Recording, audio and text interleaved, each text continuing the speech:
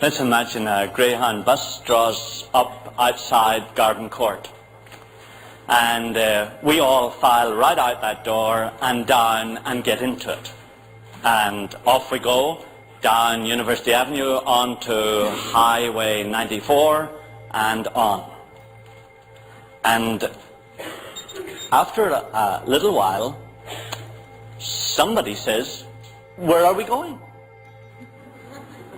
And somebody else says, "Does anybody feel hungry? There's food back here." So we all break out the food and we have a really good lunch.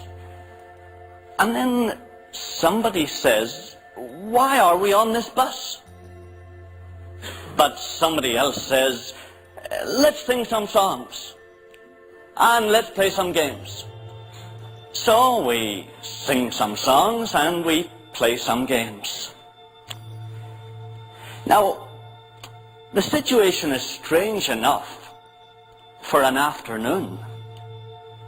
But think of the neurosis that sets in after 3 days.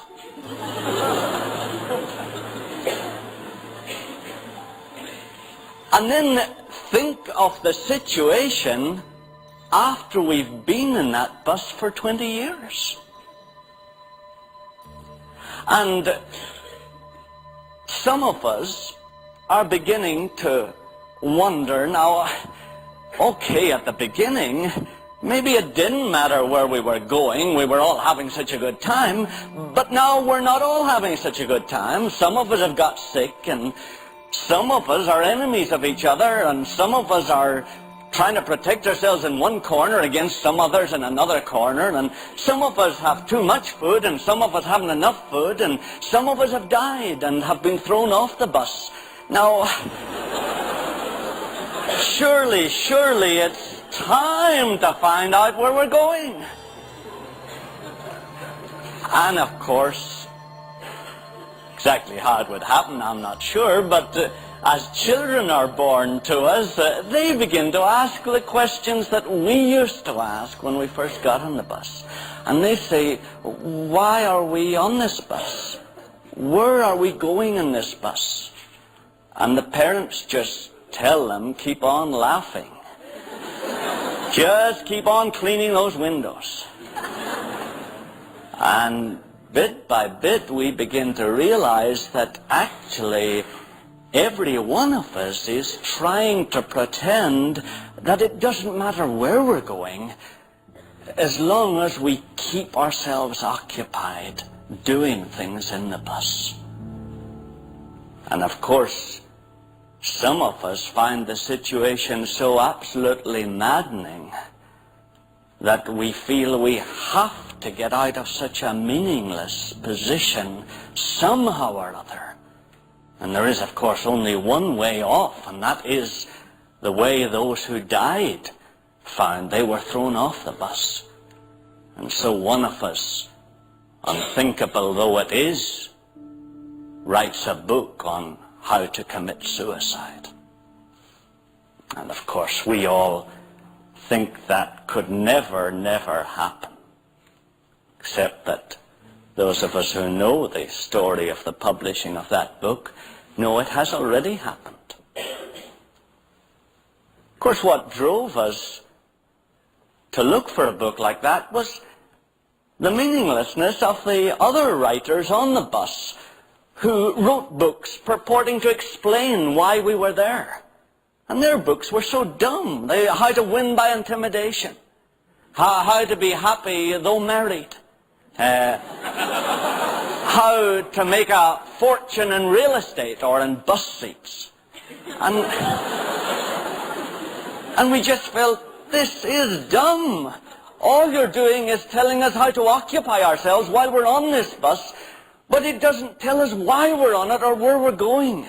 It just tells us how to spend our time while we're here. And more, of course, we all began to feel the meaninglessness of the whole situation. And it's interesting, you know, and you've probably already done it. All you have to do is to transpose the scene from a Greyhound bus.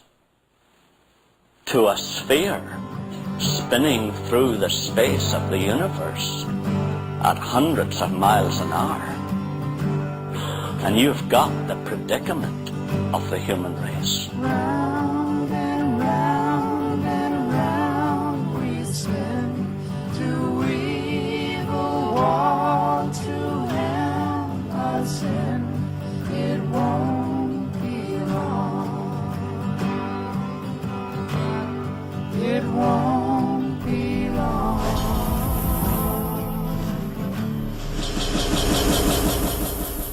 Now let's imagine that a person suddenly appears on the bus, not through the normal birth experience that the other children had, but he appears miraculously on the bus, and he says, the bus belongs to my father, he's the owner. And then he takes some of us aside, and he explains to us why we're on the bus, and where we're going, and why we do exist. You can imagine how invaluable would be the books written by the few of us that listen to that kind of information. And so it is, loved ones. So it is here on this Greyhound bus. We realize the terrible truth that none of us on the bus can actually explain where the bus is going, precisely because we're on it ourselves. We can't be outside it and look at it and see where it's going.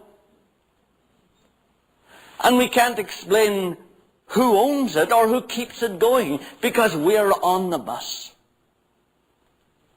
And that is the prison in which we find ourselves. And so the books that any of us write are limited to telling us how to spend our time while we're on it. But they cannot tell us where it's going or why we're here. The only books that can are the books written by the friends of this unique man that boarded the bus some years ago. Now, where are those books? Where is that